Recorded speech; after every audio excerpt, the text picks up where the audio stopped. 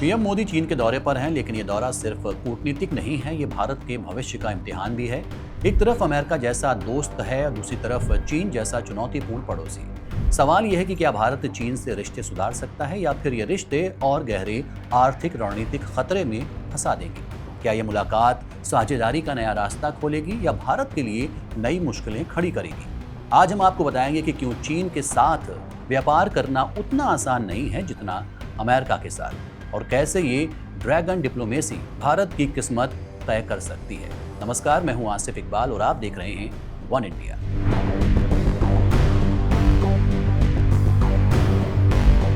प्रधानमंत्री नरेंद्र मोदी जापान के बाद चीन दौरे पर रहेंगे। ये यात्रा इसलिए खास है क्योंकि मोदी 7 साल बाद चीन की धरती पर कदम रख रहे हैं। अमेरिका के टैरिफ दबाव के बीच भारत चीन के रिश्तों को सुधारने की नज़र से इसे देखा जा रहा है।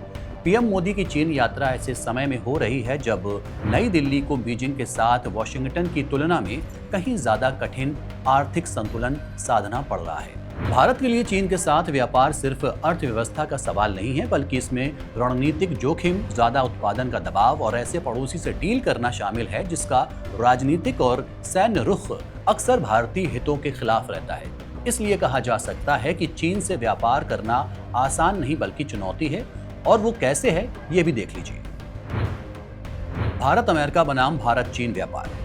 भारत को अमेरिका से व्यापार में फायदा होता है। हर साल भारत को अमेरिका के साथ 40 अरब डॉलर से ज्यादा का सरप्लस मिलता है, यानी हम वहां ज्यादा माल बेचते हैं और कम खरीदते हैं। लेकिन चीन के साथ मामला उल्टा है। चीन भारत को 100 अरब डॉलर का माल बेचता है और भारत से उतना ही माल खरीदता है।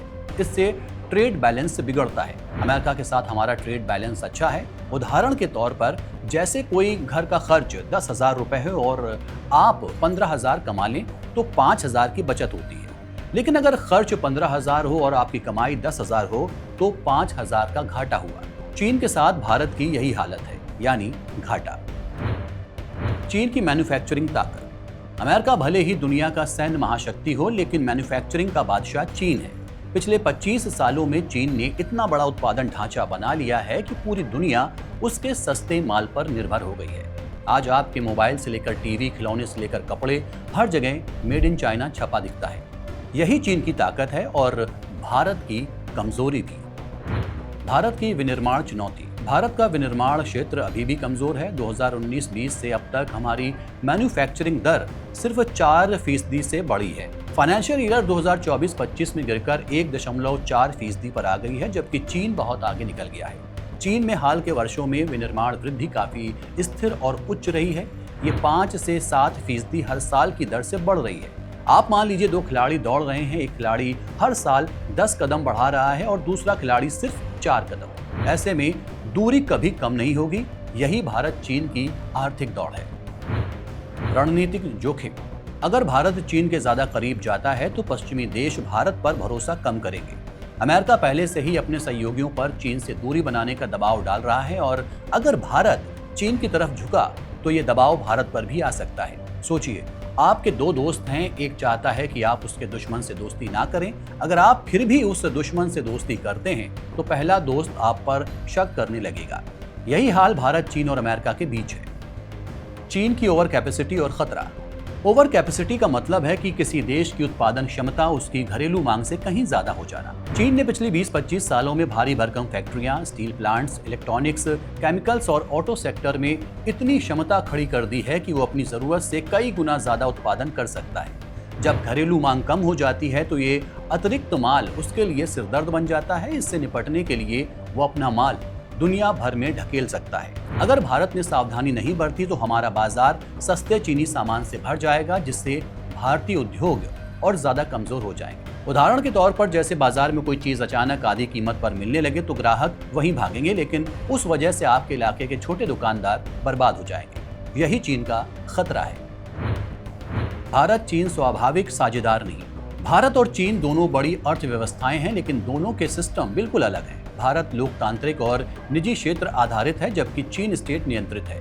इसके अलावा चीन पाकिस्तान का समर्थक है, जो भारत का स्थायी दुश्मन है। ऐसे में भरोसेमंद रिश्ते बनाना मुश्किल हो सकता है। पाकिस्तान चीन के स्ट्रेटेजिक एसेट्स में से एक है। दक्षिण एशिया में भारत का मुकाबला करने के लिए चीन को पाकिस्तान की जरूरत है। पाकिस्तान चीन के लिए लो कॉस्ट बैलेंस है, यानी बिना सीधे भारत से भिड़े पाकिस्तान के जरिए दबाव बनाना।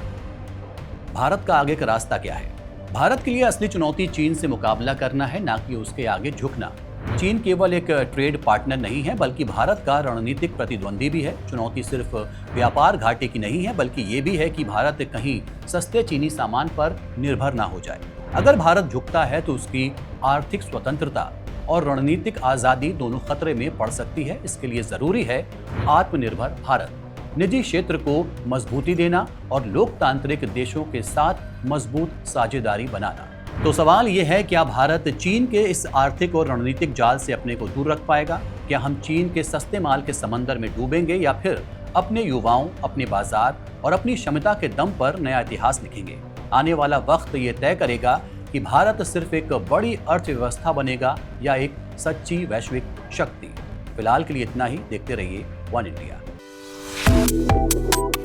Subscribe to One India and never miss an update. Download the One India app now.